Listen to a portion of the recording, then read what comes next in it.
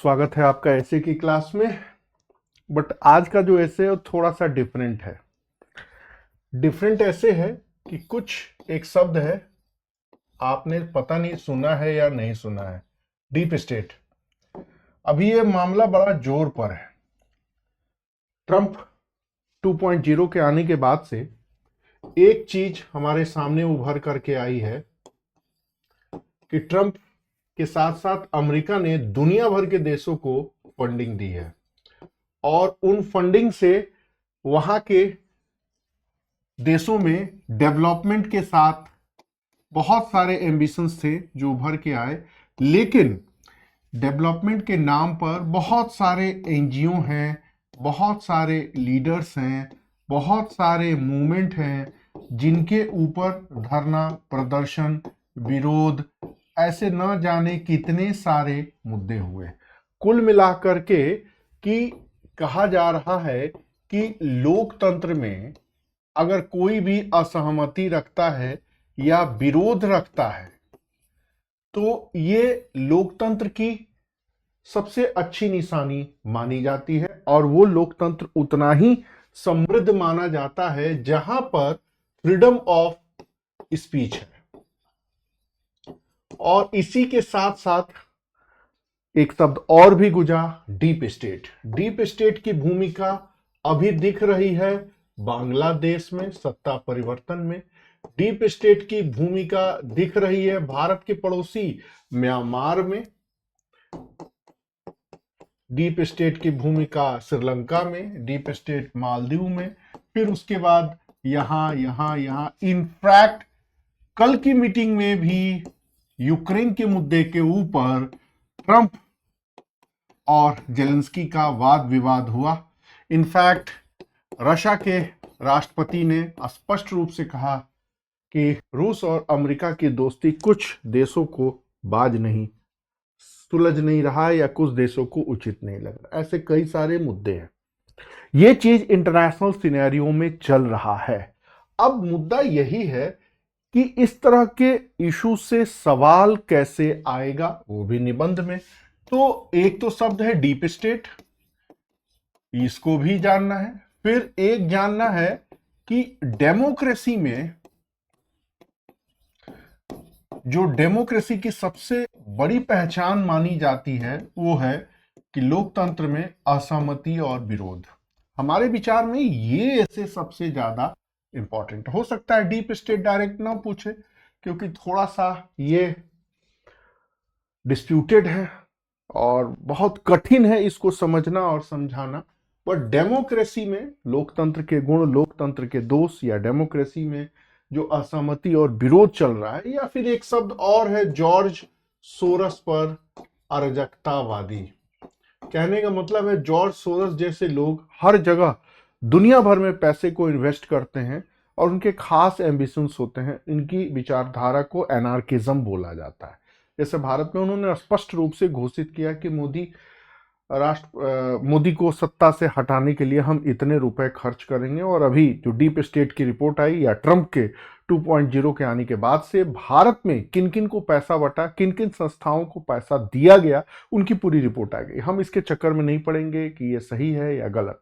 हम जानेंगे कि इससे सवाल कैसे आते हैं। ध्यान रखिएगा, इससे सवाल GS2 में भी आएंगे, इससे सवाल GS1 में भी आएंगे, इससे सवाल GS3 में भी, इससे सवाल GS4 में भी। मैं थोड़ा सा आपको बता देता हूं ये IAS के पेपर के अलावा कहां कहां।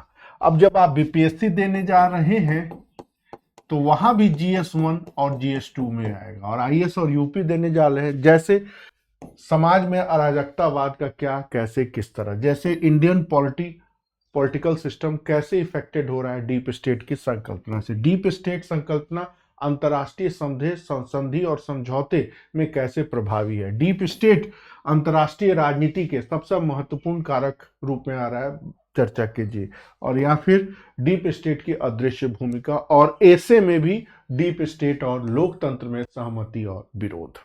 आज के इस टॉपिक में हम यही डिस्कस करने वाले हैं कि लोकतंत्र में सहमति और विरोध का जो एक सिनेरियो है वो कहां से गढ़ा गया। सबसे पहले हम लोग बातचीत करेंगे कि वर्ल्ड बैंक जैसी संस्थाओं ने इनके लिए क्या मानक बनाए गए, यूएन जैसी संस्थाओं ने कुछ क्या इंडिकेटर दिए गए, ये जो फ्रीडम ऑफ स्पीच का कॉन्सेप्ट आया या फ्रीडम ऑफ प्रेस का कॉन्सेप्ट आया या ह्यूमन राइट्स का कॉन्सेप्ट आया या एनजीओ का कॉन्सेप्ट आया या गुड गवर्नेंस का कॉन्सेप्ट आया, इनका मतलब क्या है।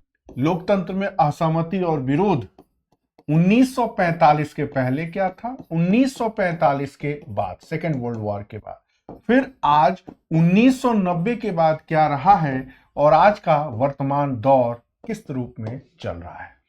अब इस थोड़ा सा इसको बृहत स्तर पर पढ़ेंगे कि वर्ल्ड लेवल पर क्या चल रहा है और भारत के लेवल पर क्या चल रहा है। और सबसे बड़ी बात, मोदी गवर्नमेंट के आने के पहले क्या मानसिकता थी और मोदी गवर्नमेंट के तीसरे दौर में क्या मानसिकता बनी है, इन सारे एंगल्स को डिस्कस करना है। कहने का मतलब यह एंगल न सिर्फ भारत में जाएगा वरन लैटिन अमेरिका में भी जाएगा, माफ कर यूरोप में भी जाएगा, और फिर यह लैटिन अमेरिका में भी जाएगा, फिर यह कनाडा में भी जाएगा, क्योंकि भारत में ही इनके इंडिकेटर नहीं है। आज के अगर वर्ल्ड के अखबारों को उठा करके पढ़ें तो डीप स्टेट के रूप में कहा है कि दुनिया में कई सारे केजरीवाल हैं, दुनिया में कई सारे जेलेंस्की हैं। इनका मतलब क्या था? इनका मतलब ये था कि ये रहे हम, यहां पर आज यूनुस बैठा हुआ है, ठीक है, दिल्ली में केजरी भैया बैठे हुए थे और यहां पर जेलेंस्की बैठे हुए थे या हैं, यहां पर ट्रूडो बैठा हुआ था, अब नहीं है। तो दुनिया भर में जेलेंस्की हैं जो एक शब्द है ऊपर से बैठाए जाते हैं।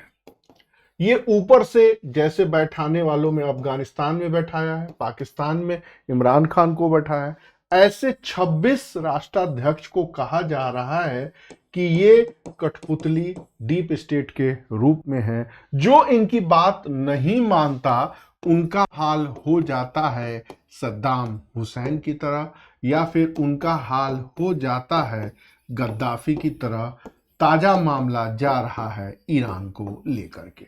तो इंटरनेशनल सिनेरियो में यही सारी चीजें हैं। ठीक उसी तरह म्यांमार में सत्ता परिवर्तन हो गया, उसी तरह नेपाल का किस्सा है, उसी तरह यहाँ पर श्रीलंका है। और सबसे बड़ी बात, ये नोबेल प्राइज विनर किस कदर का आदमी निकला, कल इसने क्या किया, कैसे किया, बहुत सारी चीजें हैं।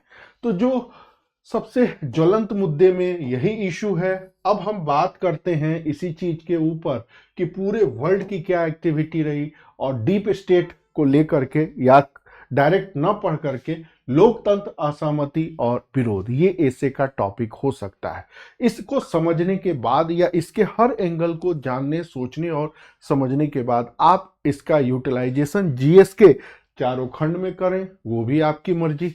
इसका यूटिलाइजेशन बीपीएससी के पेपर में करें, वो भी आपकी मर्जी, और यूपी पीसीएस में भी करें। टॉपिक क्लियर होना चाहिए। ध्यान रखिएगा, ऐसे का पेपर सिर्फ ऐसे का पेपर नहीं होता। आपकी सोच, आपकी समझ, आपकी रुझान, आपका पूरा व्यक्तित्व झलकता है उस अंडरस्टैंडिंग में।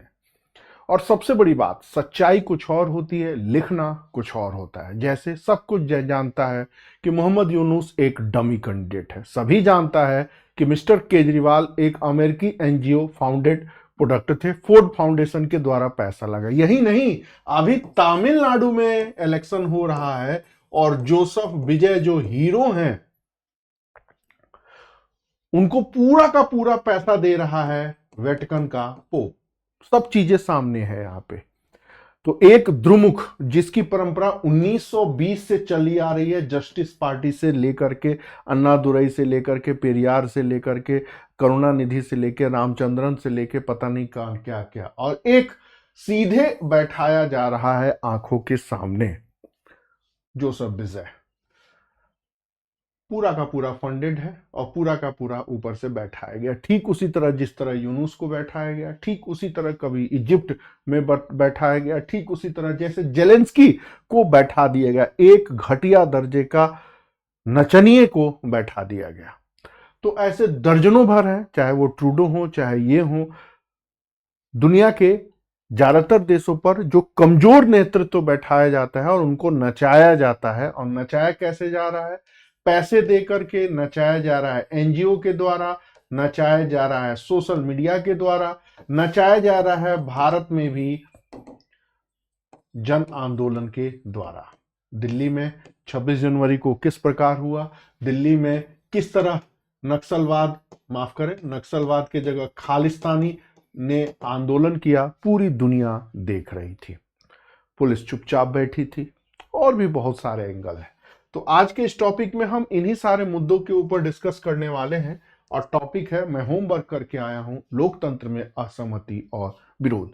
क्या लिखना है? सबसे पहले फॉर्मेट बनाएंगे और A to Z एक्सप्लेन करेंगे। सबसे पहले हम डेमोक्रेसी के रूप में जानेंगे कि वर्ल्ड के जितने भी एडमिनिस्ट्रेशन रहे उसमें डेमोक्रेसी कैसे सबसे एक्सेप्टेबल शासन रहा। दूसरा पैरा चेंज, उसके अलावा डेमोक्रेसी का एक्सेप्टेंस कैसे हुआ, डेमोक्रेसी में सारे एंगल्स शामिल होते हैं, पहली बात।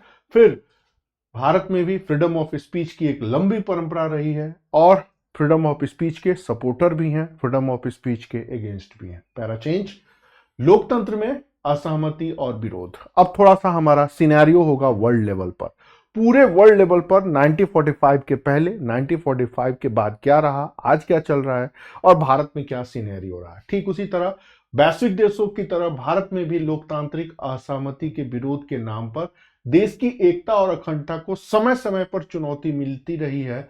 वहीं भारत की स्थिति एक सॉफ्ट देश की बनी। 2008 और 9 जब मुंबई के ताज होटल पर हमला हुआ तो इंटरनेशनल सिनेरियो में एक खबर छपी, India is a soft nation. Soft nation का मतलब जो आए सो बजा के चला जाए और भारत कुछ नहीं करेगा। और 2008 और 9 में भारत की स्थिति ऐसी थी। समय बदला, 2018, 19 और 20 डोकलाम के मुद्दे पर संघर्ष हुआ, लद्दाख के मुद्दे पर संघर्ष हुआ, भारत नहीं झुका। भारत ने दुनिया की सबसे बड़ी एक शक्ति में से चीन को खुली चुनौती दी। भारत की स्थिति सॉफ्ट स्टेट से बदल करके एक स्ट्रांग नेशन की या ग्लोबल रीजनल पावर के रूप में उभर के आ रही है। 2008, 9, 10 के आईएएस के पेपर को देखे, उसमें भी ये सवाल है, क्या भारत एक सॉफ्ट देश है?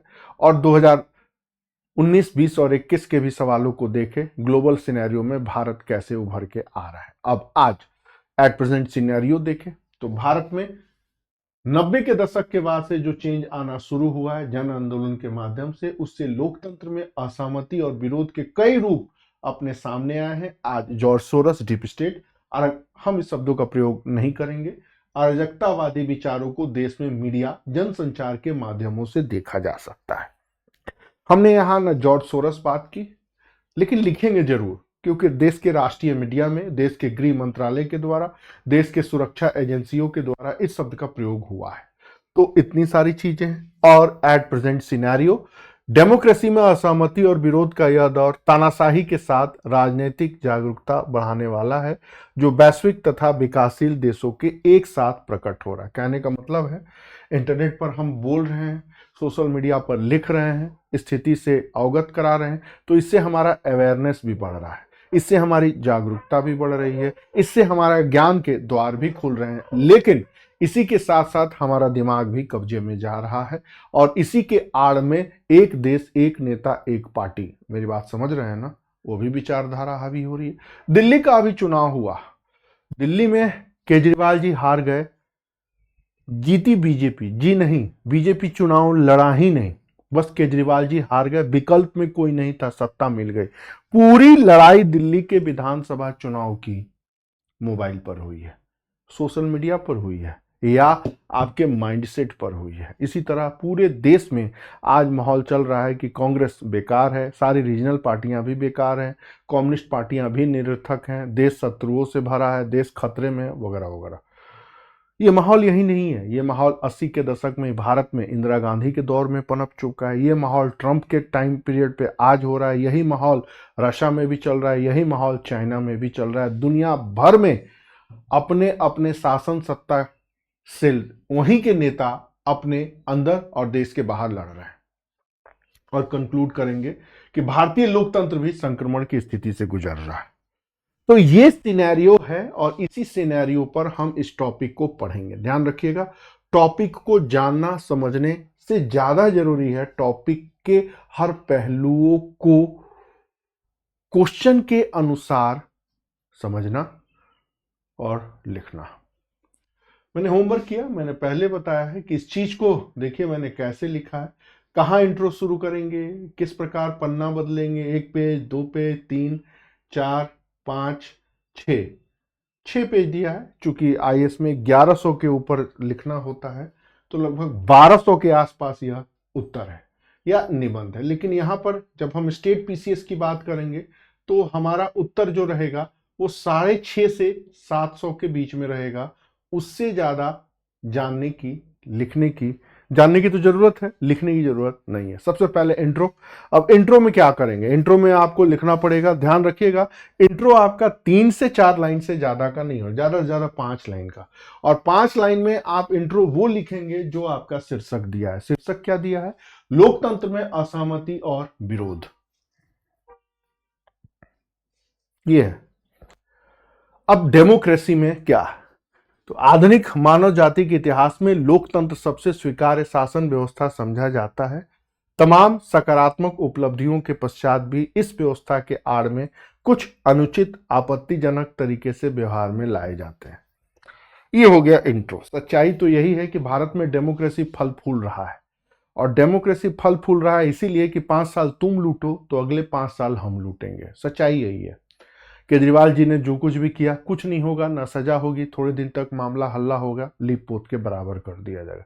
मनमोहन जी के कार्यकाल में बीजेपी ने इतने घपले का आवाज उठाया, कुछ हुआ नहीं हुआ। सुशासन सुशासन गुड गवर्नेंस। 2 दिन पहले मध्य प्रदेश में कैग की रिपोर्ट आई है कि एमपी में भारी करप्शन हुआ है। 1 चम्मच 200 रुपए का, 1 थाली पता नहीं कितने का खरीदा गया। तो डेमोक्रेसी में यही है बात, चाहे समाजवादी पार्टी की हो, बहुजन समाज पार्टी की हो, भारतीय जनता पार्टी की हो, या आरजेडी की हो, या जितनी भी पॉलिटिकल पार्टियां हैं। भारत में डेमोक्रेसी इसीलिए सक्सेसफुल है कि आसानी से सत्ता का हस्तांतरण हो जाता है। एक बार तुम रहो, अगली बार हम रहेंगे, अगली बार कोई और रहेगा। बट ये सच्चाई है, ये आप नहीं लिख सकते हैं। इसी चीज को स्मार्ट तरीके से कैसे लिखना है वो देखिए। इस व्यवस्था के आड़ में कुछ अनुचित और आपत्तिजनक तरीके व्यवहार में भी लाए जाते हैं। यह है डिप्लोमेटिक आंसर या एक स्मार्ट आंसर। ज्यादातर बच्चे सच लिखाते हैं। मैंने पहले भी कहा है कि ऐसे में सत्य नहीं लिखा जाता, ये बात आप ध्यान रखिएगा। आगे देखिएगा, पैरा चेंज करेंगे और आगे लिखेंगे, लोकतंत्र का एक अन्य गुण अभिव्यक्ति की स्वतंत्रता है। यह मानवाधिकार भी है। इस प्रवृत्ति पर किसी भी प्रकार का आघात लोकतंत्र पर हमला समझा जाता है। कई बार लोकतंत्र के आड़ में मजहबी दुश्मनी निकालने का दौर देखा गया है। भारत भी इसी दौर से गुजर रहा है। इंटॉलरेंट इंडिया, डरा हुआ मुस्लिम, मुस्लिम समाज के प्रति किस प्रकार अफवाहों का माहौल है, सोशल मीडिया पर क्या चल रहा है। एक हिंदू समाज के लोग अलग पढ़ते हैं, ठीक उसी तरह मुस्लिम समाज के लोग हिंदुओं के बारे में ये पढ़ते हैं हिंदू कट्टर हो गए, सांप्रदायिक हो गए, हिंदू गृहयुद्ध करा देंगे, फलाना ठिकाना। सिख लोग अलग पढ़ते हैं, बौद्ध लोग अलग पढ़ते हैं, दक्षिण भारत लोग अलग पढ़ते हैं, बंगाली लोग अलग पढ़ते हैं, मराठी लोग अलग पढ़ते हैं, गुजराती लोग अलग पढ़ते हैं, हिंदी भाषी के राज्यों के लोग अलग पढ़ते हैं, हिंदी भाषी के लोग जो मराठा में रहते हैं या महाराष्ट्र में रहते हैं वो अलग तरीके के पढ़ते हैं। तो ये पूरा चलता है। आगे देखिए, अब थोड़ा सा बैकग्राउंड आगे जाएंगे। प्रथम विश्व युद्ध के पूर्व और पश्चात टर्की, नाजी, फांसी सरकारों के द्वारा मानवता का जनसंहार किया गया। हिटलर ने 1 करोड़ लोगों को मारा, ठीक उसी तरह तुर्की ने भी कई देशों में भयानक कत्लेआम मचाया। ठीक उसी तरह इटली के मुसोलिनी ने फांसीवादी शासन के तहत क्या गुल खिलाया, थोड़ी सी चर्चा वहां की गई है। 1945 के बाद भी सोवियत, मध्य एशिया, अफ्रीकी देशों में लोकतंत्र के आड़ में फ्रीडम ऑफ स्पीच को, स्वतंत्रता, मानवाधिकार को समाप्त कर दमन और उत्पीड़न का सजीव दृश्य प्रस्तुत किया गया, जिससे लोकतंत्र में सहमति असहमति का दृश्य ही समाप्त हो गया। सोवियत यूनियन, कहा जा रहा है कि मार्क्सवादी शासन व्यवस्था में सिर्फ 150 साल में 10 करोड़ लोग मार डाले गए। है ना कुछ अजीब आंकड़ा। बात चाहे सोवियत यूनियन के स्टालिन की हो, बात चाहे दुनिया भर में जहां भी कम्युनिस्ट गवर्नमेंट की सरकारें हों। एक तो ये है। दूसरा, लैटिन अमेरिका में क्या हुआ, पैसे देके सत्ता बदल दिए गए। वेनेजुएला, जैक रिचर, हॉलीवुड की मशहूर वेब सीरीज आई है, एक देखिएगा उसको। तो इस तरह की चीजें है। कहने का मतलब है कि डेमोक्रेसी के नाम पर जो सहमति और असहमति, फ्रीडम ऑफ स्पीच का जो एक दायरा बना था, उसको रौंद के रख दिया गया। ये पैरा वर्ल्ड के पॉलिटिक्स को दिखाता है। पैरा चेंज, एक लोकतांत्रिक व्यवस्था में लोकतंत्र के तहत जो व्यवस्था संचालित होती है उनमें कई प्रोविजन शामिल होते हैं। एक डेमोक्रेसी की इंडिकेटर क्या माने जाते हैं? भाई, सबको राइट्स हो, इक्वल राइट हो। दूसरा, वोटिंग का राइट्स हो। तीसरा, सबके रिलीजियस वैल्यूज का रेस्पेक्ट किया जाए। स्टेट किसी के धर्म और जाति के मामले में पूर्वाग्रह न करे, उनको टॉर्चर न करे, उनको उत्पीड़न न करे। लेकिन व्यवहारिक स्थिति में देखिए, समाजवादी पार्टी की सरकार है तो किसकी चलेगी बताने की जरूरत नहीं है। बिहार में कभी आरजेडी की गवर्नमेंट थी तो मुस्लिम यादव का गुट किस तरह हावी था वो भी है। ठीक आज जनता दल यूनाइटेड का है तो क्या है। उसी तरह उत्तर प्रदेश में बसपा का, आज भाजपा का, या फिर इधर आ जाइए हरियाणा में लोकदल का। ऐसे जितनी भी सरकारें हैं वो पूर्वाग्रह से पूर्ण हैं, जातिवादी हैं, धार्मिक भी हैं, कट्टर सांप्रदायिक भी हैं और सब गुल खिलाते हैं। साउथ इंडिया में भी चले जाइए तो वहां पर केरल में जिसकी सरकार है वो एंटी हिंदू है, प्रो मुस्लिम है।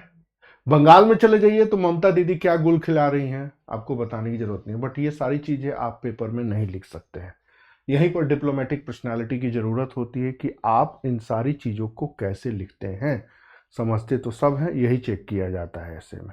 जो मैं बार बार कहता हूं किसी भी बच्चे से, कुछ भी जानने के पहले आप ये तो जाने कि उत्तर लिखते कैसे हैं। 3 साल से ये बात मैं कई लोगों को बता रहा हूं, समझा रहा हूं, बोल बोल के थक जा रहा हूं कि भाई आप जानिए कि आपको उत्तर कैसे लिखना है। ये बात अगर क्लियर है तो ठीक है। मुझे तो लग रहा है कि इसको यहां टांग देना चाहिए कि जान सके आप क्या है कैसे है। एनीवे, क्या है, एक लोकतांत्रिक व्यवस्था में लोकतंत्र के तहत जो व्यवस्था संचालित होती है उनमें कई प्रावधान शामिल माने जाते हैं। निष्पक्ष और स्वतंत्र चुनाव कराना, समाज के सभी वर्गों का प्रतिनिधित्व सुनिश्चित करना, राष्ट्र के संसाधनों का समान वितरण करना, सभी धार्मिक स्वतंत्रता प्रदान करना, अवसरों की समानता, अल्पसंख्यकों के विचारों को जगह देना, समाज में सभी वर्गों के विचारों को स्थान देते हुए उनकी सहमति और असहमति को भी स्थान देना। वास्तव में ये प्रावधान ही लोकतंत्र के स्वीकार्यता को बढ़ाते हैं, जिससे दुनिया में सर्वाधिक स्वीकार्य शासन प्रणाली के रूप में हमारे सामने है। भाई, डेमोक्रेसी एक्सेप्टेबल क्यों है? अब इस लाइन को देखिए और लाइन को देखने के बाद थोड़ा सा मुस्कुराइए। मैंने देखिए इस पैरे को यहां से यहां तक डिस्कस किया है कि लोकतंत्र में क्या हो रहा है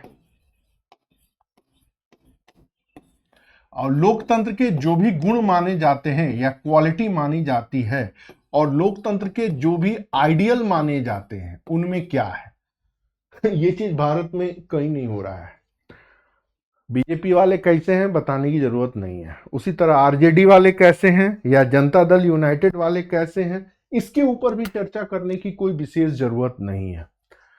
लेकिन जब आप चीजों को लिखते हैं ना तो बड़े सोच समझ के संभल के चीजों को लिखना होता है। ऐसे ही यूं ही नहीं लिख सकते हैं। और सबसे बड़ी बात है कि पैराग्राफ मैनेजमेंट आपको पता होना चाहिए। अगर आपने, जैसे फॉर एग्जांपल ये देखिए, यहां से यहां तक आपने इंट्रो किया, फिर आपने यहां से यहां तक इस चीज को एक्सप्लेन किया, 3 पैरा हो गए। फिर चौथे पैरा में आपने यहां से यहां चीज को किया, 5वें पैरा में आपने यहां किया। मतलब एक पैरा में मिनिमम 2 से 3 तो पैराग्राफ होनी ही चाहिए। हाँ, इसका मतलब 3 से 4, इससे ज्यादा अगर पैराग्राफ देते हैं तो फिर वो ऐसे नहीं रहता है, वो जीएस हो जाता है। कई बार मैंने देखा है बच्चे यहां भी लिखते हैं, फिर यहां ऐसे नहीं, ये गलत तरीका है।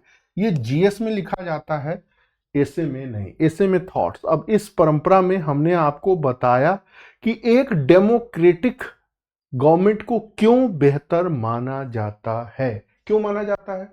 भाई इक्वल अपॉर्चुनिटी मिल रही है, दूसरा सबके राइट्स सेफ हैं, तीसरा रिलीजन और कास्ट के नाम पर डिस्क्रिमिनेशन या दोहरा व्यवहार नहीं हो रहा है, सबके लिए अपॉर्चुनिटी है, सबका साथ सबका विकास। किंतु ऐसा है क्या? नहीं है, क्योंकि रियलिटी इससे अलग है। बट आप जब लिखेंगे ना तो ये सारी बातें लिखेंगे, पैरा चेंज करेंगे और फिर इसके बाद आगे जाएंगे। भारतीय संदर्भ में असहमति, अभिव्यक्ति की स्वतंत्रता जैसे संवैधानिक प्रावधानों की व्यवस्था के पूर्व ही हजारों वर्षों से वैचारिक अभिव्यक्ति की पूर्ण स्थान रहा, जो भारतीय सभ्यता और संस्कृति के सकारात्मक और उच्च मूल्यों में दिखता है। भारत में लॉजिकल या तर्कवादी परंपरा का लंबा इतिहास रहा है।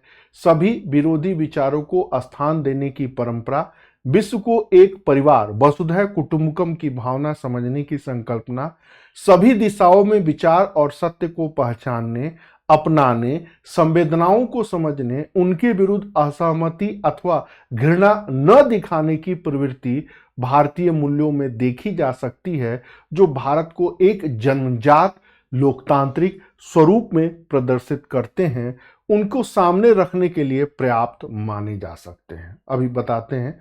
वेद, पैराचेंज, पुराण, उपनिषद, महाकाव्य, बौद्ध, जैन संप्रदाय, 65 संप्रदायों का अस्तित्व रहा है। सिख धर्म जैसे पंथों का उभरना, उनका फलना फूलना, अभिव्यक्ति की स्वतंत्रता, सहमति उदाहरण है। उपनिषदों की विराट ज्ञान परंपरा, प्रश्न पूछने का सबको अधिकार देना, इस प्रवृत्ति का सबसे उज्जवल पक्ष है, जिसका आदर्श आज भी सामने है। निंदक नियरे राखिए जैसा संबोधन कबीर के अलावा रामचरितमानस में भी जो चीजें रचित हैं, सही अर्थों में लोकतंत्र के बुनियादी मूल्यों की महत्ता प्रकट करते हैं। अब जरा आ जाइए, ये तो हो गई अच्छी बात। भारत एक स्वाभाविक राष्ट्र है। एक व्यक्ति ने ये बात कही थी। क्यों है भाई? क्योंकि भारत का समाज लोकतांत्रिक है। भारत के समाज में असहमति और सहमति के कई इंडिकेटर है। इंडिकेटर क्या है? कि इतने सारे धर्म ग्रंथ लिखे गए, इतने सारे पंथ भी हैं और नए नए पंथों की उभरने की संभावना है। आपके यहां प्रश्न पूछने का अधिकार है वगैरह। ये तो कुछ अच्छी बातें हो गई, ध्यान रखिएगा, ऐसा है भी। ये भारतीयता को दिखाता है। आज भारत में लोकतंत्र फल फूल रहा है, सफल है। उसके पीछे यहाँ का सोसाइटी डेमोक्रेटिक है। अगर यहाँ का सोसाइटी हिंसक होता तो सिस्टम भी हिंसक होता। ये तो अच्छी अच्छी बातें हो गई, ध्यान रखिएगा। यहीं पर आपको इग्नोर करना है कुछ बुरी बातें। बुरी बातें क्या होता है? भारत में प्रश्न पूछने का अधिकार मिला है, बिल्कुल सही बात है, बट ये प्रश्न पूछने का अधिकार सिर्फ ब्राह्मण समुदाय के लोगों को है या ऊंची जाति के लोगों को है। निचली जाति को शायद कोई अधिकार भी नहीं था, ऐसा लोग कहते हैं। आई डोंट नो सही है कि गलत। ठीक उसी तरह कोई वेद पढ़ लेता था तो उसकी जीवा काट दी जाती थी। पता नहीं मुझे सही है गलत, मुझे नहीं पता। ठीक उसी तरह शूद्र न शिक्षा ग्रहण कर सकते थे, न शस्त्र चला सकते थे। ये भी सही बात है या गलत, मैं इसके चक्कर में नहीं पड़ रहा हूं। ठीक उसी तरह इसी सिस्टम के नाम पर भारत में जातिवाद का एक जहर हजारों साल तक रहा। ये भी सही है या गलत, हम इसके बारे में पचड़े में नहीं पड़ेंगे। कुल मिलाकर के भारत के समाज में जितनी अच्छाइयां हैं उतनी ही बुराइयां हैं, लेकिन यहां पर आप इस चीज से बचिए और सिर्फ पॉजिटिव चीजों को ही लिख करके चले आइए। भला इसी में है। नेगेटिव चीज लिखेंगे तो हो सकता है कि आपके नंबर थोड़े से कट हो जाए। जैसे हमारे एक यूनिवर्सिटी में थे नैमूर रहमान फारूकी, इलाहाबाद विश्वविद्यालय में हिस्ट्री डिपार्टमेंट के हेड थे। उनके बड़े भाई शमसुल रहमान फारूकी, कल उनके बारे में इंडियन एक्सप्रेस में न्यूज भी आई थी। वो आईएएस का इंटरव्यू देने गए। तो 24 जनवरी को आईएएस का इंटरव्यू चल रहा था, सब कुछ बोल दिए। तो फिर पूछे कि अच्छा इलाहाबाद से दिल्ली आए हो, अब तो 26 जनवरी का परेड देख के जाओगे। तो फारूकी साहब ने कहा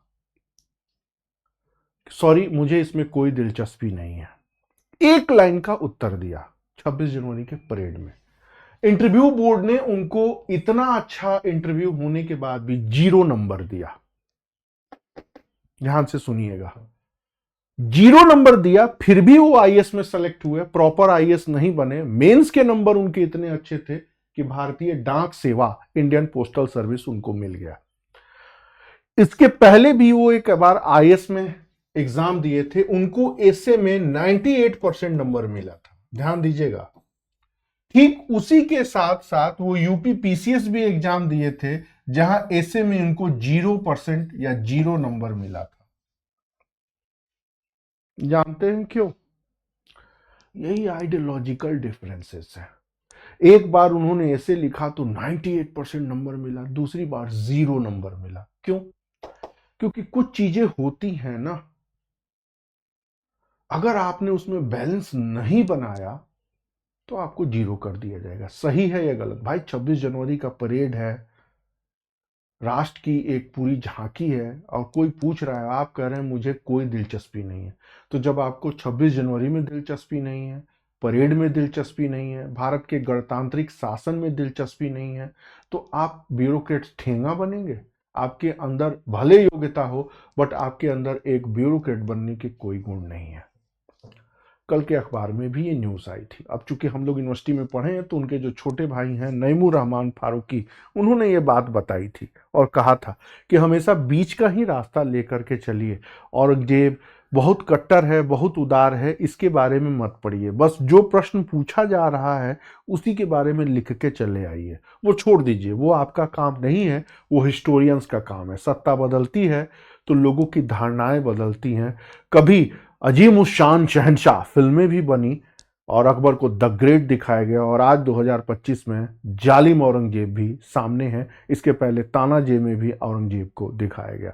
जालिम थे, कट्टर थे, कत्लेआम मचाए, खून पीते थे वगैरह। इन सब के पचड़े में न पड़िए। आपका काम सिर्फ प्रश्न का उत्तर लिखना है, और आपका काम बीच रास्ते में लफड़े और पचड़े से दूर हटके एक मिडिल एज आम सहमति बनाते हुए चीजों को लिख देना है। तो ये चीजें हैं। अब आप इन चीजों के चक्कर में, ब्राह्मणवादी व्यवस्था, मनुवाद, ये वो, इनके चक्कर में आप ना पड़े। सिर्फ ये बता दें कि हाँ, भारत का समाज डेमोक्रेटिक है। भारत में डेमोक्रेटिक होने के कई सारे लक्षण हैं जो लिटरेचर में पाए जाते हैं। लिटरेचर सबसे बड़े इंडिकेटर हैं, धर्म संप्रदाय फल फूल रहे हैं वगैरह वगैरह। इससे ज्यादा अगर आपने सच लिखा तो आप अपने पांव पे कुल्हाड़ी मार रहे हैं। आईएएस बनना है या एसडीएम बनना है तो ध्यान रखिएगा, साधारण अच्छे अच्छे शब्दों को लिख करके आगे बढ़ जाए। हाँ, विदेश के लोगों को लिखना हो तो खुल के लिख सकते हैं कि रशिया और यूक्रेन की लड़ाई ने ये करा दिया, अमेरिका ने ये करा दिया, टर्की ने इतने करोड़ मारे, रूस ने ये मारा, वो मारा, फलाना ठिकाना। आ जाइए वापस। तो भारत के लोकतांत्रिक बुनियादी मूल्य के प्रतीक हैं भारत की समाज, भारत के साहित्य, भारत की तर्कशील परंपरा। पैरा चेंज आ जाइए। लोकतांत्रिक व्यवस्था में धरना, प्रदर्शन, हड़ताल, भूख हड़ताल, उपवास जैसे प्रोविजन सरकारों के असहमति का एक मार्ग रूप में सामने आया है। लेखों, अखबारों और समाचार पत्रों में आलोचनात्मक तार्किक माध्यम से सरकार की नीतियों का मूल्यांकन भी एक लोकतांत्रिक गुण समझा जाता है। इनके अतिरिक्त ये शासन व्यवस्था के उदारता और निष्पक्षता के उदाहरण है। कैसे है भाई? कि अगर आप अखबार में सही तरीके से सरकार की खाट खड़ी करते हैं, आलोचना करते हैं, तर्क दे करके सरकार की नकारात्मकता सकारात्मक को सामने रखते हैं, तो ये डेमोक्रेसी का इंडिकेटर माना जाता है। लेकिन व्यवहारिक स्थिति पर उठा के देखिए, हिंदू अखबार कोई भी हो सरकार टांग खींचेंगे, इंडियन एक्सप्रेस बीजेपी के जानी दुश्मन, दैनिक जागरण सरकार कुछ भी करे उसको गंगा जल बना करके अमृत की तरह बांट देंगे। इनफैक्ट भारत में Indian express, times of India, the Hindu, Dainik Jagran, Hindustan, Prabhat Khabar, जितने भी अखबार हैं सबका अपना अपना एजेंडा है। एजेंडा का मतलब होता है प्रोपगेंडा, चीजों को पॉजिटिव वे में, नेगेटिव वे में फैलाना। बहुत कम होता है कि निष्पक्ष मूल्यांकन होता है या पॉजिटिव नेगेटिव कंक्लूजन। ध्यान रखिएगा, कोई पॉलिसी कैसी है, कोई गवर्नमेंट कैसी है, इसका एक दिन में पता नहीं चलता, लंबा समय लगता है, और लंबे समय के बाद ही मूल्यांकन हो पाता है कि ये चीजें सही हैं, ये चीजें गलत। यहां पर भी वही है कि डेमोक्रेसी को इसीलिए बेटर माना जाता है कि आइडियोलॉजी की फ्रीडम है, निष्पक्षता है, आप अपनी बातों को रख सकते हैं, गवर्नमेंट की आलोचना कर सकते हैं। Para change. इन सभी सकारात्मक पहलुओं के अतिरिक्त यह भी देखा गया है कि लोकतंत्र में विरोध और असहमति का दौर बेहद खतरनाक स्वरूप में प्रकट होता है। किसी उकसावे या पैसे के बल पर अस्थिरता फैलाना, हिंसा, आगजनी करना, समाज में विध्वंस का वातावरण सृजित करना, इस व्यवस्था के आड़ में गतिविधियां मानी जाती हैं। कहने का मतलब है लोकतंत्र के ही नाम पर सारे अलोकतांत्रिक कार्य होते हैं। यह सच है। भारत में सीएए विरोधी आंदोलन कैसे हुआ, बताने की जरूरत नहीं है। कृषि आंदोलन में किस तरह दिल्ली में हुआ, वो भी बताने की जरूरत नहीं है। 26 जनवरी पर लाल किला से लेकर पूरे गणतंत्र दिवस की जो लानत मानत खालिस्तानियों ने की, वो भी पूरे देश ने देखा। इसके पहले भी दर्जनों आंदोलन हुए हैं लोकतंत्र में। मतलब सच्चाई तो यही है कि एक लोकतांत्रिक देश में ही सारे अलोकतांत्रिक कामकाज होते हैं। बट इसको भी बड़े मर्यादित शब्दों में लिखना है। आगे अब थोड़ा सा ग्लोबल एरा। लैटिन अमेरिकी देशों में पैसे के बल पर सरकारों के विरुद्ध हिंसा फैलाना एक आम दृश्य है जो अभी भी संचालित है। यूरोपीय देशों के उदार लोकतांत्रिक व्यवस्था में माइग्रेशन नीति के द्वारा विशेष मजहबी कानूनी की मांग, आधुनिक व्यवस्था से टकराहट, असहमति की सर्वाधिक नकारात्मक प्रवृत्ति को दिखाते हैं। मध्य एशिया व अफ्रीकी देशों में भी असहमति का तो कोई स्थान ही नहीं है। उनका दमन, उत्पीड़न, वहां के शासन व्यवस्था अनिवार्य गुण समझा जाता है। यह आज भी देखा जा सकता है। ब्रैकेट में ना थोड़ा सा मैंने वर्ल्ड के सिनेरियो को लिया। आइए जरा वर्ल्ड के सिनेरियो को समझते हैं। ये देखिए, ये हम हैं। कैसे ये रौंद देता है बताने की जरूरत नहीं है। इधर आ जाइए। जितने भी ये मध्य एशियाई देश हैं, इस्लामिक देश हैं, ये कैसे रौंद के रख देते हैं, ये भी बताने की जरूरत नहीं है। बात जब यूरोप की हुई है और बात इसी यूरोप में माइग्रेशन थ्योरी के तहत दुनिया भर के लोगों को जब बुलाया गया और शरणार्थी का दर्जा दिया गया और बराबर नागरिकता दी गई, तो अब नया मामला आ गया है। ठीक उसी तरह इन देशों में भी लंबे समय से इसके बल पर सत्ता बदल दी जाती है। यहां तक कि अब यह भी आ गया है कि जो लोग यहां गए हैं, यहां बवाल मचा रहे हैं। ये हमारे ही भाई लोग हैं जो बोले सो निहाल, सत श्री अकाल। एक बेहद शांतिमय देश में खालिस्तान को लेकर के जो फसादी गतिविधियां हो रही हैं, उससे पूरे सिख समाज के विरुद्ध नकारात्मकता पनप रही है। 9/11 की घटना के बाद जो भी पगड़ी वाले, दाढ़ी वाले लोग मिल जाते थे, उनके विरुद्ध वायलेंस हुआ अमेरिका में। आइए अब यहां देखिए, इनको शरणार्थी का दर्जा दिया गया, फिर धीरे धीरे नागरिकता का दर्जा दिया गया, और नागरिकता के दर्जा देने में फिर ये मांग रहे हैं सरिया लॉ। बहुत ही डिप्लोमेटिक लैंग्वेज में लिखा है। मतलब एक लोकतांत्रिक देश में सरिया लॉ, हमें स्कार्फ पहनने का शुक्र अधिकार चाहिए, हलाला फूड चाहिए, सरिया नमाज पढ़ने का भी अधिकार चाहिए। ये कहने का मतलब है कि माइग्रेशन थ्योरी से टकराहट बढ़ रही है कि जिस लोकतंत्र के आड़ में आपको freedom of speech, freedom of religion दिया गया, इसी लोकतंत्र में आप लोकतंत्र की धज्जियां उड़ाते हुए अपना वर्चस्व स्थापित कर रहे हैं, धर्मांतरण कर रहे हैं, यूरोप के डेमोग्राफिक बदलने का एजेंडा भी चला रहे हैं, वगैरह वगैरह। और डेमोक्रेटिक देश आपको हाँ ठीक है कह करके बोल रहे हैं, लेकिन स्थिति बदल रही है। ब्रिटेन की सत्ता बदल रही है, जर्मनी में अभी चुनाव हुआ, दक्षिणपंथी सरकार आई, इटली में मेलोनिया जो हैं उनका भी जलवा आप देख ही चुके हैं। रूस किस प्रकार माइनॉरिटीज के अगेंस्ट है वो भी देख चुके हैं। चाइना किस प्रकार है वो भी देख चुके हैं। ट्रंप अपने पहले कार्यकाल में 5-7 मुस्लिम देशों की एंट्री पर ही बैन लगा दिए, और अभी भी उनकी आक्रामकता में कहीं कोई कमी नहीं आई है। तो डेमोक्रेसी के नाम पर, सहमति के नाम पर जो विरोध का आंदोलन चलता है, वो बहुत सारी समस्याएं पैदा कर रहा है आपके आंखों के सामने। बात कनाडा हो, बात लैटिन अमेरिका हो, बात मिडिल ईस्ट हो, बात यूरोप हो, बात लैटिन अमेरिका के अलावा इधर साउथ ईस्ट एशिया हो, बात ईस्ट एशिया हो, बात भारत जैसे साउथ एशियन कंट्री का एक देश का हो, बात माइनॉरिटी को लेकर रौंद के रख देते हैं अफगानिस्तान, पाकिस्तान और बांग्लादेश। क्या हाल हो चुका है बताने की जरूरत नहीं है। 32% माइनॉरिटीज थे और आज लगभग 5 से 7% आ चुके हैं और 2030 तक ये खत्म हो जाएंगे। ये खुद वह बांग्लादेश के एक मशहूर लेखक रिपोर्ट में पका चुके हैं। पाकिस्तान में 0, अफगानिस्तान में 0, ये आपने देखा होगा। अब ये सारी चीजें आप लिख नहीं सकते हैं, लेकिन बट आप इसको कह सकते हैं कि आधुनिक लोकतंत्र में सहमति और असहमति से टकराहट, नकारात्मक प्रवृत्ति पूरे देखा जा सकता है। पैरा चेंज करेंगे। एशियाई देशों में पाकिस्तान, चीन जैसे देश भी हैं जो असहमति को कुचल देते हैं, तो भारत जैसे देश भी असहमति को व्यवहारिक स्वरूप में इस तरह झेलते हैं कि उनकी गिनती विश्व के सॉफ्ट देशों में होने लगती है। 2008 और 9 की कहानी, नागरिकता कानून का विरोध, 3 नए कृषि कानून के विरुद्ध उठा जन आंदोलन को उदाहरण के रूप में देखा समझा जा सकता है कि कैसे लोकतंत्र के आड़ में असहमति को सामने रखकर भारतीय लोकतंत्र को बेबस लाचार बनाने की कोशिश की गई। 26 जनवरी समय देश की राजधानी में विरोध प्रदर्शन, पुलिस बल पर प्रहार, असहमति का सर्वाधिक नकारात्मक रूप सामने था। ध्यान रखिएगा, इस लाइन को देखिए और इस लाइन को समझिए। आपका लाइन एक ब्यूरोक्रेट का लाइन होना चाहिए कि आप किसी भी घटना को देश की एकता और अखंडता के नजरिए से देख रहे हैं, एक प्रशासक के नजरिए से देख रहे हैं, एक ब्यूरोक्रेट के नजरिए से देख रहे हैं और वैसे ही लिख रहे हैं।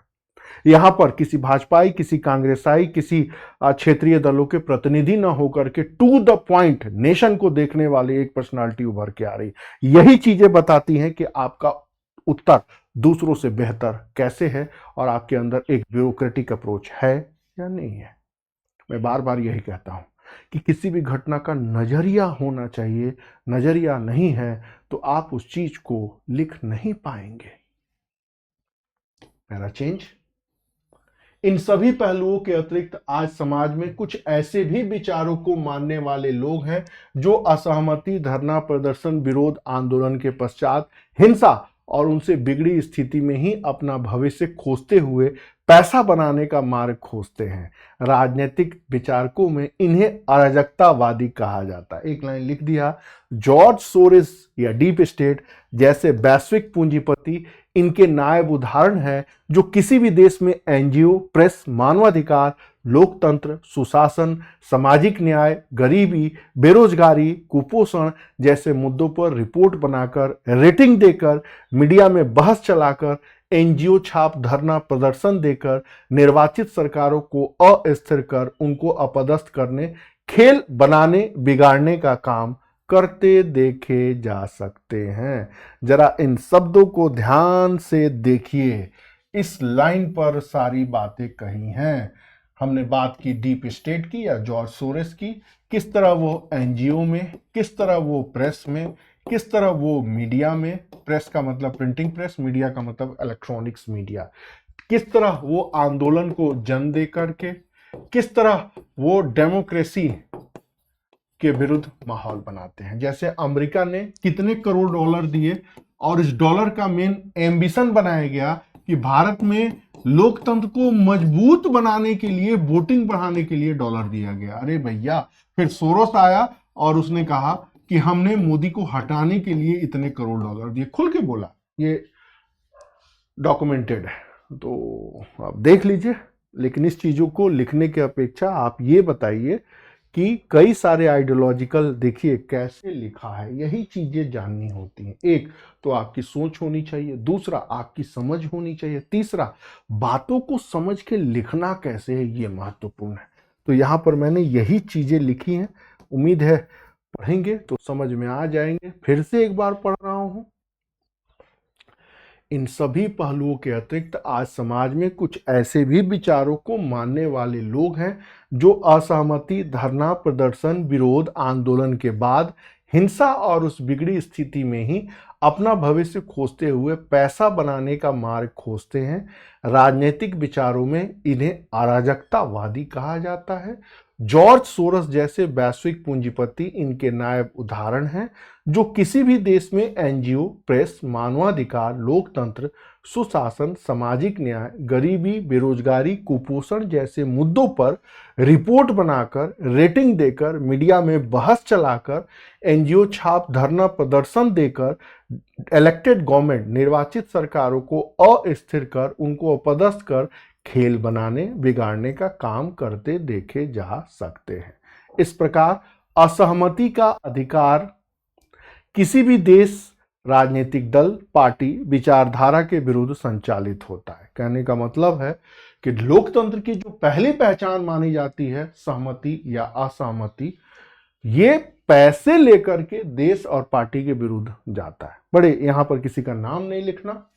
इस असहमति का ना कोई दोस्त होता है ना कोई दुश्मन, ये किसी भी देश में किसी भी सरकार के समय संचालित होता है। 2014 के बीच, 4 से 14 के बीच परमाणु समझौता का विरोध, मतलब ये देखिए मनमोहन जी के टाइम पर एटॉमिक रिएक्टर का विरोध, अन्ना आंदोलन की लोकप्रियता दिलाना, भ्रष्टाचार के विरुद्ध माहौल खड़ा करना कुछ उदाहरण रहे। तो 2014 से 24 तक देश में नागरिकता कानून, कृषि कानून का विरोध के अतिरिक्त कुपोषण, प्रेस की स्वतंत्रता के नाम पर रिपोर्ट व रेटिंग निकालना, देश की छवि की लानत मानत करना जैसे अभ्यर्थी अभियान इन गतिविधियों का उदाहरण है। बात चाहे मनमोहन सरकार की हो, बात चाहे मोदी सरकार की हो, बात चाहे यूपीए गवर्नमेंट की हो, बात चाहे एनडीए गवर्नमेंट की हो, कोई भी गवर्नमेंट की एक्टिविटी को कमजोर करना इनका एक अभियान रहता है। 1, 2, 3 एग्रीमेंट हुआ 2008-9 में, माहौल बनाया गया भाई ये हो जाएगा, ऐसा कुछ नहीं था। ठीक उसी तरह अन्ना आंदोलन को लोकप्रिय बनाया गया, लोकपाल गया भाड़ में, केजरी भैया का किए, बताने की जरूरत नहीं है। ठीक उसी तरह 2014 के बाद सीएए आंदोलन हुआ या उसके विरुद्ध आंदोलन हुआ, उससे भी सरकारों को कमजोर, बेबस, लाचार, घुटने पर टिकाना वगैरह वगैरह। कहने का मतलब है कि लोकतंत्र में असहमति और विरोध का जो मुद्दा है वो किसी भी सरकार को कमजोर करने वाला है, ना इनका दोस्त है ना कोई दुश्मन। ये हर गवर्नमेंट को कमजोर करना चाहते हैं। तो असहमति और विरोध का जो पैमाना है वो लोकतंत्र की विशेषता ना होकर के विकृति हो चुकी है। असहमति जो लोकतंत्र का एक इंडिकेटर है, वो लोकतंत्र का सबसे बड़ा दुश्मन है। असहमति लोकतंत्र के नाम पर जो संचालित हो रहा है उसका एकमात्र काम है सभी सरकारों के विरुद्ध माहौल बना के खेल बिगाड़ना। ये तीनों सच है, बट आप इसको लिख नहीं सकते हैं। यही वो ब्यूरोक्रेट की पहचान होती है, जो चीजों को जानते हैं, सोचते हैं, समझते हैं, लेकिन जब लिखने की बात आती है ना तो बहुत बैलेंस से अप्रोच करके लिखना होता है। कैसे? रिपोर्ट देके डेमोक्रेटिक रूप से निर्वाचित सरकारों को डिसबैलेंस किया जाता है। आगे देखिए, इन नकारात्मक प्रवृत्तियों की विद्यमानता एक साथ विकसित विकासशील देश दोनों में देखी जा सकती है। यूरोपीय अमेरिकी समाज भी अपने देशों में इस असहमति को देख रहे हैं। इनफैक्ट ट्रंप की वापसी इसी जो बाइडेन के सॉफ्टनेस के वजह से हुई है। तो भारत जैसे विकासशील देश अपनी सामाजिक आर्थिक समस्याओं, पूर्वाग्रहों के साथ साथ विकसित देशों के अराजकतावादी विचारों के हस्तक्षेपों को झेल रहे हैं। ट्विटर की मनमानियां, देश के कानून से स्वयं को अलग और ऊपर समझना, एनजीओ छाप आंदोलन की सक्रियता, पद, पैसे, सम्मान, राजनीतिक महत्वाकांक्षा, पहचान की चाहत जैसे इंसानी इच्छाएं आज लोकतंत्र में असहमति को बेहद विकृत तरीके से सामने कर रहे हैं। सोशल मीडिया की स्थिति भी चारों तरफ गुमराही का माहौल बनाने में ज्यादा सक्रिय है। इनकी कलई भी खोल रहे हैं। ज्यादातर देशों में विरोध, असहमति के स्वर को देखकर अंदाज लगाना मुश्किल हो रहा है कि यह लोकतंत्र है या प्रायोजित अराजकतावादी द्वारा फंडेड आंदोलन। कितना शब्द संयमित करके लिखा गया है कि शब्दों को देखिए। ट्विटर की मनमानियां, बवाल पैदा, सोशल मीडिया की बातें हैं, एनजीओ का आंदोलन है, पद पैसा की चाहत में आने वाले जैसे रवीश कुमार वाले लोग हैं, बाद में उभर के आया। किसी को मैगसे अवार्ड चाहिए, किसी को बुकर अवार्ड चाहिए, किसी को नोबेल अवार्ड चाहिए, किसी को अंतर्राष्ट्रीय पत्रिकाओं में अपना चेहरा चमकाना, वगैरह वगैरह। अब ये बताना मुश्किल है कि यह डेमोक्रेटिक है या एनार्किज्म फंडेड मूवमेंट। मतलब लोकतंत्र में जो भी धरना, प्रदर्शन, विरोध, आंदोलन हो रहे हैं, उसका कैलकुलेशन बड़ा मुश्किल हो गया है कि यह लोगों के हित में है या लोगों के विरोध में। वही बातें कही गई हैं। लास्ट में कंक्लूड करिए। लोकतांत्रिक व्यवस्था की यही स्थिति तानाशाही की ओर ले जा सकती है, तो दूसरी तरफ पॉलिटिकल अवेयरनेस भी खड़ी कर सकती है, विरोध की समृद्ध परंपरा को भी जन्म दे सकती है। भारत भी इसी संक्रमण के दौर से गुजर रहा है। कहने का मतलब है, जिस तरह देश में आज माहौल है, सत्ताधारी लोग इसका फायदा उठा करके एक देश एक पार्टी एक नेता, भारत इसी दौर से गुजर रहा है, वो भी बन सकता है। अगर ये आलोचना ना हो तो लोगों का दिमाग नहीं खुलेगा, जागरूकता नहीं फैलेगी। तो ये दोनों चीजें चल रही हैं और भारत भी इसी क्रिटिकल सिचुएशन से गुजर रहा है। अब पूरे इस एसे को देखिए, जो मैंने हैंड रिटन किया है। जब मैं लिख रहा था ना, तो दिमाग में यही सारी बातें उभर करके आ रही थी कि चीजों को कैसे लिखना है और कैसे समझना है। ये देखिए, यहाँ पर थोड़ा आपको दिखाई नहीं दे रहा होगा, मैं पेज जैसे ये देखिए, यहाँ मैंने इंट्रो लिखा है और यहाँ मैंने बताया है कि वर्ल्ड का सिनेरियो क्या रहा, पैरा चेंज किया है और यहाँ पर तीसरा पैरा गया। यहाँ मैंने बताया है कि एक डेमोक्रेसी की क्या विशेषता है। फिर इसके ऊपर भी इस वाले पैरे में यहां से यहां बताया है कि भारत का समाज लोकतांत्रिक कैसे है, देख सकते हैं।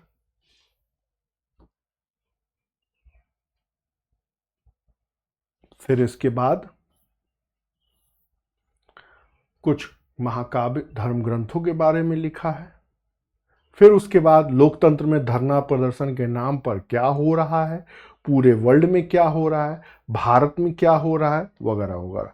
कहने का मतलब है कि जब चीजें आती हैं और चीजें शामिल होती हैं, तो बहुत सारी चीजें होती हैं जिनके बारे में आपको जानना है या समझना है कि लोकतंत्र में असहमति और विरोध के पीछे आज सबसे बड़ी भूमिका, इस शब्द का मैंने प्रयोग जानबूझ के नहीं किया है।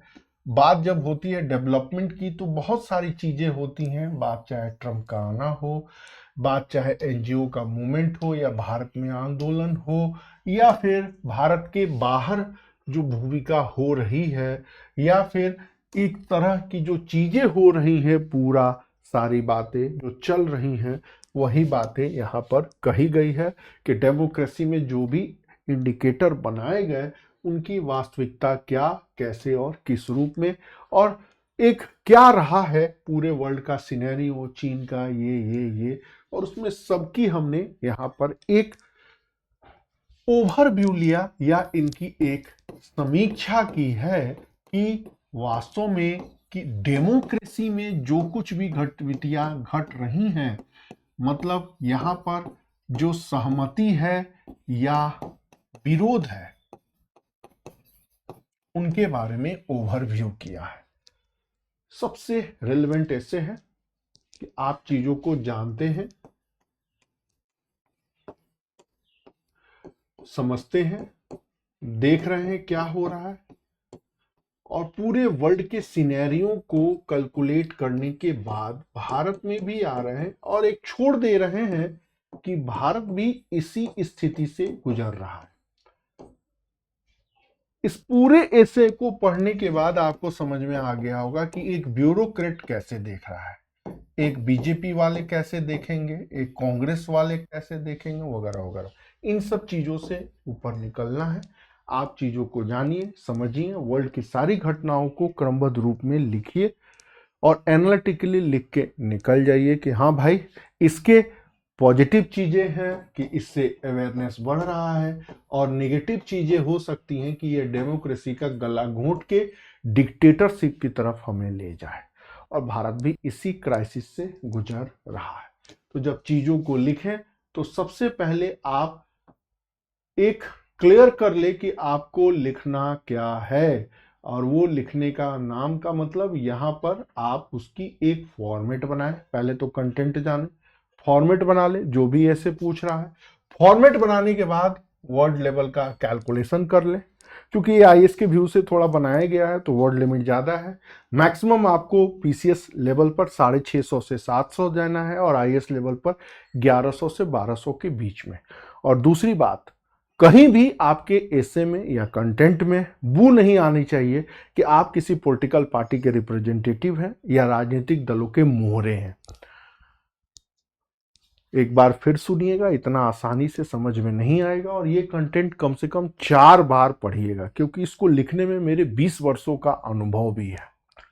वो एक पूरा एक्सपीरियंस यहां झलक रहा है। तो आपको to the point content available कराना, आपको समझाना, आपको पॉजिटिव और नेगेटिव एस्पेक्ट से बताना, और सबसे बड़ी बात, एक स्मार्ट आंसर कैसे लिखना। अब इसका प्रयोग आप जीएस में करें, आप इसका प्रयोग एसए में करें, और आप इसका प्रयोग 3 से 4 लाइन के इंटरव्यू में करें। ये डिपेंड करता है आप पे। तो काफी इंपॉर्टेंट टॉपिक था। अपने फिर किसी हम वार्ता में 2 चीजें और डिस्कस करेंगे, एक तो डीप स्टेट और वर्ल्ड की पॉलिटिक्स और भारत पर इसका प्रभाव। तो थोड़ा सा और बेहतर तरीके से टॉपिक्स आपके क्लियर हो जाएंगे। फिर आप किसी भी disturbance, disputed, destructive 3D based question को सॉल्व कर सकते हैं। Okay, thank you.